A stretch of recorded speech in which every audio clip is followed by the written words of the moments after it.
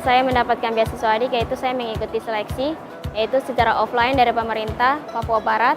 Yang mengikuti seleksi itu adalah 35.000 anak, dan saya terpilih dari salah satunya. Saya sangat senang, saya bahagia, karena saya lolos seleksi itu, dan keluarga saya juga ikut bahagia. Saya mendapatkan fasilitas yaitu sebuah penginapan di kampus 3 dormitori, dan juga saya mendapatkan uang saku setiap bulanan, dan juga uang pembayaran SPP.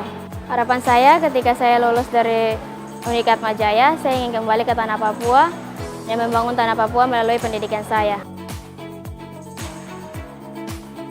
Informasi tentang beasiswa Aptik Peduli Mentawai ini saya dapatkan pertama kali dari gereja. Ketika mendengar informasi ini, wah, kayaknya saya harus ikut seleksi, ikut tes ini. Akhirnya informasi kelulusan itu keluar dan saya dinyatakan lulus. Ketika mendengar itu, kita sekeluarga sontak merasa, wah, senang banget. Apalagi dengan biaya dari pihak kampusnya memberikan 100% gratis biaya kuliah. Saya berharap setelah saya mendapat beasiswa ini, kedepannya saya dapat mengembangkan potensi saya, hingga akhirnya saya bisa kembali ke daerah asal saya dan mengembangkan daerah asal saya tersebut. Beasiswa Pertiwi ini sendiri adalah salah satu jenis beasiswa baru di Atmajaya.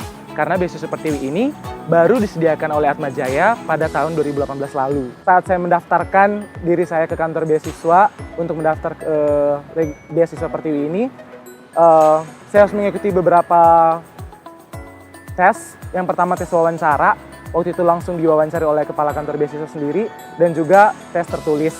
Perasaan yang muncul itu sebenarnya ragu, karena di saat bersamaan saya tidak yakin saya bisa mengerjakan soal-soal itu dengan baik.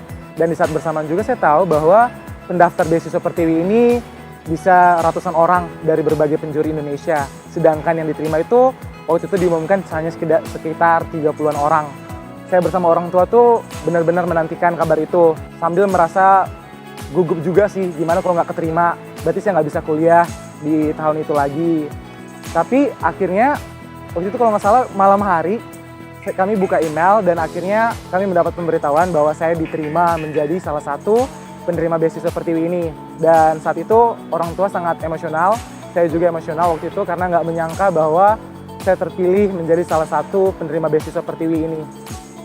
Harapan saya menjadi seorang penerima beasiswa, tentu di saat bersamaan menerima beasiswa ini bukan sama sekali sebuah beban bagi saya, tapi sebaliknya menerima beasiswa ini menjadi salah satu motivasi besar saya untuk belajar sebaik mungkin dan memberikan prestasi yang terbaik untuk Atmajaya, untuk semua orang yang mendukung saya sampai detik ini, dan juga untuk kantor beasiswa itu sendiri yang sudah bersedia memberikan saya beasiswa Pertiwi ini.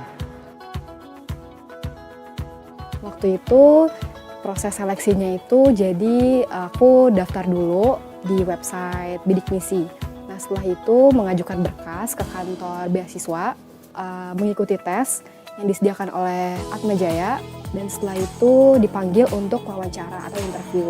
Nah, beberapa hari kemudian aku ngecek di website beasiswa UAJ, dan setelah itu ada nama aku di situ dan ternyata aku dinyatakan lolos seleksi. Perasaan aku itu seneng banget dan bersyukur banget karena waktu itu tuh finansial keluarga aku tuh lagi tidak memungkinkan untuk aku kuliah di perguruan tinggi swasta.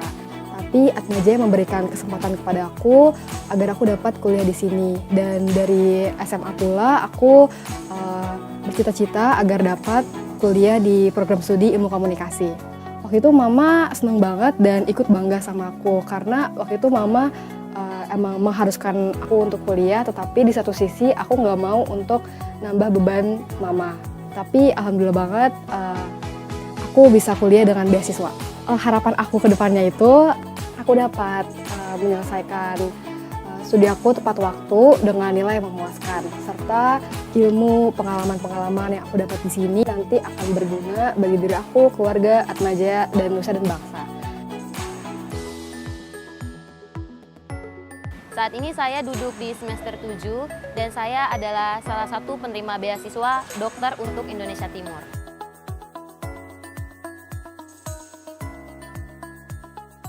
Jadi pada awalnya saya diberitahu oleh guru saya ada beasiswa yang akan membiayai seluruh studi selama di Fakultas Kedokteran. Jadi bersama guru saya, kemudian bersama seorang romo dan juga pihak keuskupan, mereka bersama-sama membantu saya untuk mengurus beberapa berkas yang diminta untuk seleksi awal penerima beasiswa. Memang dari dulu saya ingin sekali masuk ke Fakultas Kedokteran. Namun karena melihat kondisi ekonomi keluarga yang kurang stabil, ditambah lagi saya punya 3 saudara yang harus sekolah juga.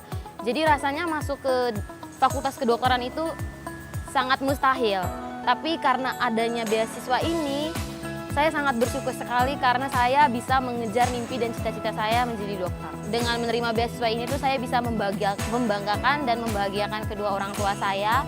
Dan kelak ketika saya menjadi dokter nanti, saya bisa kembali ke daerah saya di Maumere untuk membangun dunia kesehatan di sana menjadi lebih baik.